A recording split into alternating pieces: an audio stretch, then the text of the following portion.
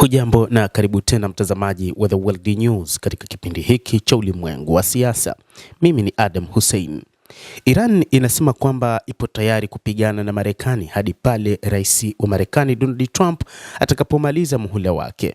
Hii ni taarifa iliyotolewa na jeshi la Jamhuri ya Kiislamu la Iran. Kwa mujibu wa Brigadia Jenerali Mohammad Reza Nakdi, Iran inapaswa kufikia kizuizi ili adui asithubutu kama kuishambulia. Iran inafikiria kurefusha mzozo huo wa kivita na Marekani hadi mwisho wa muhula wa Rais Donald Trump madarakani, kwa maana hadi mwaka 2028. Iran inafikiria kurefusha mzozo wa kivita na Marekani hadi mwisho wa muhula wa Rais wa Marekani Donald Trump madarakani. Brigadia Jenerali Mohammad Reza Nakdi, mshauri wa kamanda mkuu wa Jeshi la Walinzi wa Mapinduzi ya Kiislamu IRGC, vitengo vya wasomi wa kikosi cha wanajeshi wa Iran, ameeleza hayo. Tunapaswa kuzuia ili adui asithubutu kamwe kutushambulia ili tuweze kuishi kwa usalama, Nakbi alisema katika mahojiano na kituo cha televisheni cha PBS chenye makao yake nchini Marekani. Njia moja ni kurefusha vita ili vifike hadi tufikie muhula ujao wa urais na kusababisha mgawanyiko, ili kama mtu mwingine anataka kushambulia Iran ajue kuna gharama kubwa, alisema. Marekani na Israel zilianzisha vita na Iran mnamo Februari 28. Mwezi Juni, Washington na Tehran zilitia saini mkataba wa makubaliano unaotoa kusitisha mara moja kwa uhasama katika pande zote, ikiwa ni pamoja na nchini Lebanon. Hata hivyo, majira ya asubuhi ya tarehe 8 Julai, Marekani ilianzisha tena mashambulizi makubwa dhidi ya Jamhuri ya Kiislamu ya Iran, ikituhumu kukiuka masharti ya makubaliano yaliyofikiwa kwenye lango la bahari la Hormuz. Hata hivyo, swali pekee lililosalia ni je, Iran itaweza kupambana hadi wakati wote huo dhidi ya taifa kubwa lenye teknolojia ya hali ya juu kwa maana ya Marekani? Chini ya nguvu kubwa hii ya moto, utawala wa Iran ambao ulishambuliwa vibaya katika vita vya Marekani na Israel dhidi yake uliendelea kushikilia na ulianzisha mashambulizi ya kukabiliana, na inaonekana kuwa wana uwezo wa kuratibu mkakati wao wa ulinzi. Aliyekuwa kiongozi mkuu wa Iran Ayatollah Al-Khamenei alifariki, lakini pia ni kutokana na mashambulizi makali yaliyofanywa na Tehran, mashambulizi awali kabisa huko Tehran.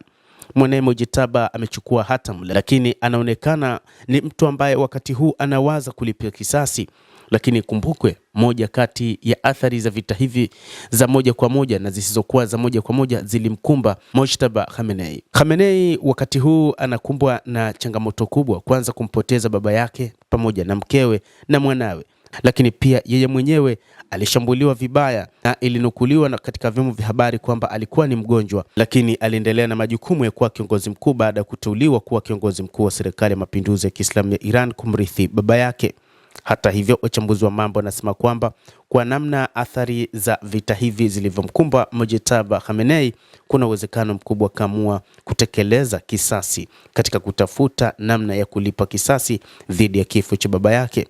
Na ndio maana hata wakati huu kumekuwa na maswali mengi juu ya usalama wa rais wa Marekani Donald Trump na baadhi ya maafisa wa nchini Marekani kuhofia kwamba kuna uwezekano wakauawa.